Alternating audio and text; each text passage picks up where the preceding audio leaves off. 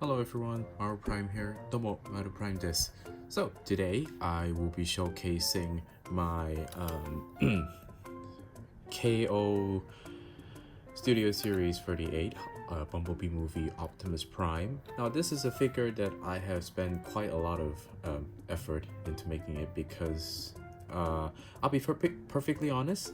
I like the 38 design. However, because a lot of the designs, for example, like the head, etc., were all based on concept art design. I wasn't too happy with the figure when it came out. Not to mention, I didn't quite like the plastic color that it came out with, whether it be the official or the knockoff version. So I took it upon myself as a fun challenge to see how I can try and get the color scheme more, I guess, homage to how the movie portrayed him in some of the render or even in movie design wise. So the very obvious thing that you can all see here is that this guy has quite a bit of a upgrade parts, obviously. So I'll just first run down with the parts that I have used to upgrade it. So first off, the very obvious bit, the head right here. So we take it a closer look. Now this head, I bought it from AliExpress. They have these 3D printed painted heads that is more movie accurate, obviously. And then moving on to the shoulder bits, I've got these flaps. These flaps that I don't know where I got these from, because the truth is, when I got this figure, there's a few things. It's just the regular knockoff 38, but with just the upgraded feet, upgraded hands, and the truck flap piece here. The only thing that I've actually bought as an upgrade part is the head only.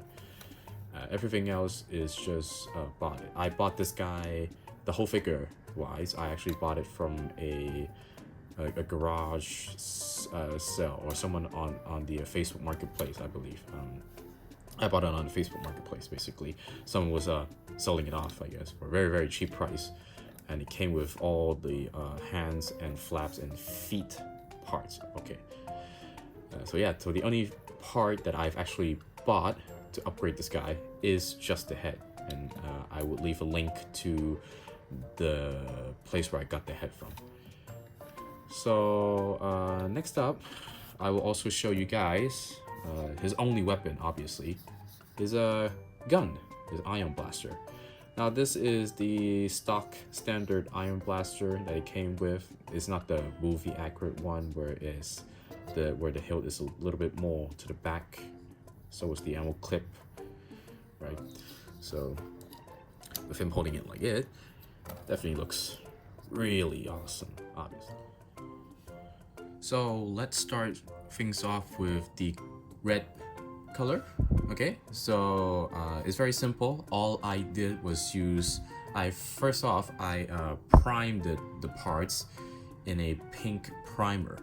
Okay, and once that dries up, I use this red paint. It is the Harmon Red, okay, from Mr. Color. Is the GX number 3 series.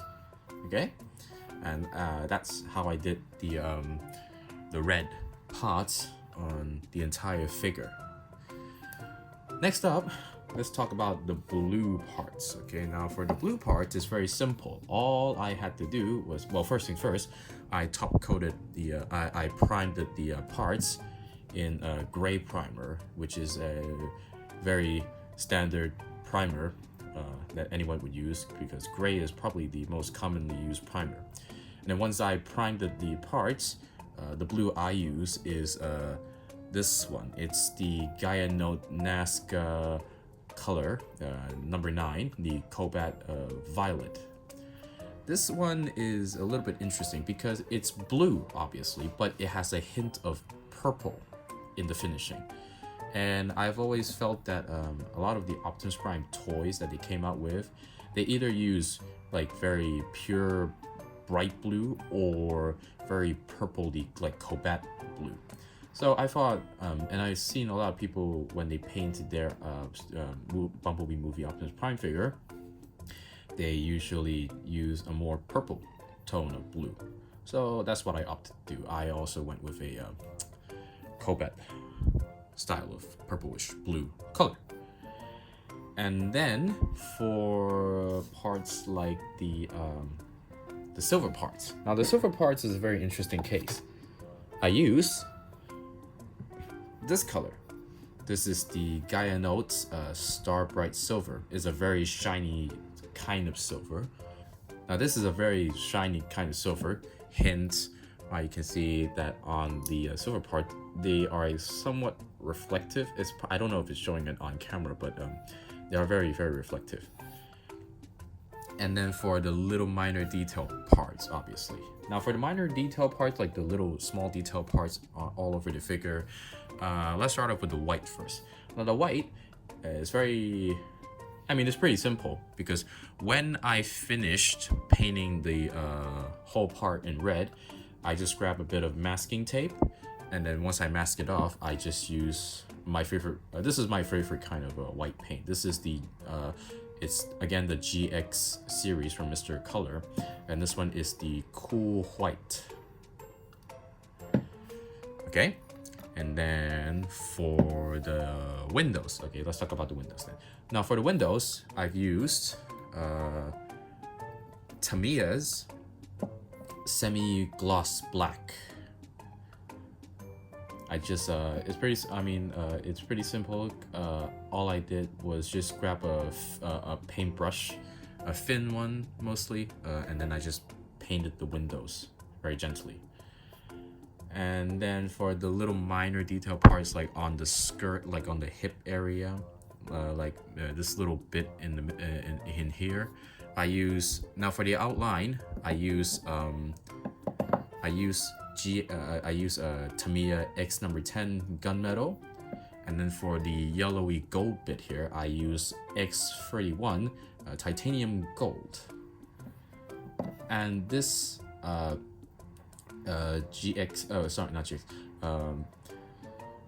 the Tamiya X10 gunmetal, I've also used it on parts areas like these flaps on the legs, the knees, most of the chest area. And then for the gunmetal bit on the hole, I've used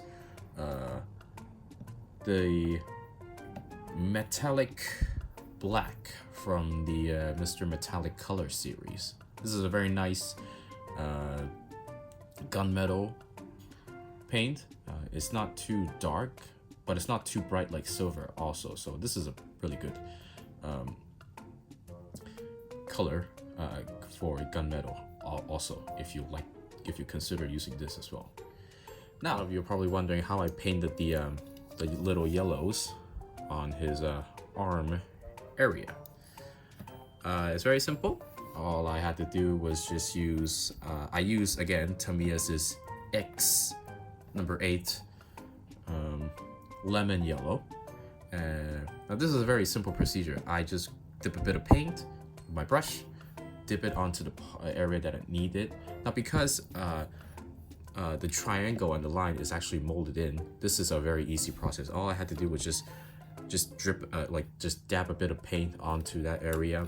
Once that's dried up, I use a Q-tip and some of these thinners and just kind of gently rub off the excess paint, and then only leave, and then having the yellow remaining on the shape here to finish it.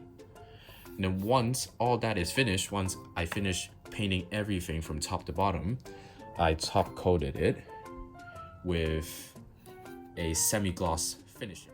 So overall, am I happy with this figure?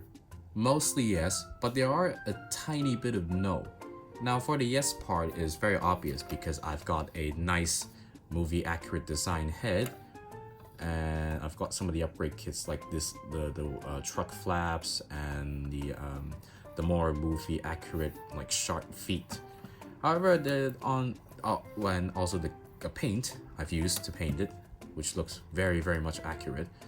So I am very happy with it. But on the nose side, the nose on what I'm not happy with it is they're only minor gripes. They're not really like I hate it, you know. For example, the smokestack shoulder piece here, I feel, but that's probably because when they designed this figure, this flap does not exist. It was only just a smokestack, hence why it was way at the back.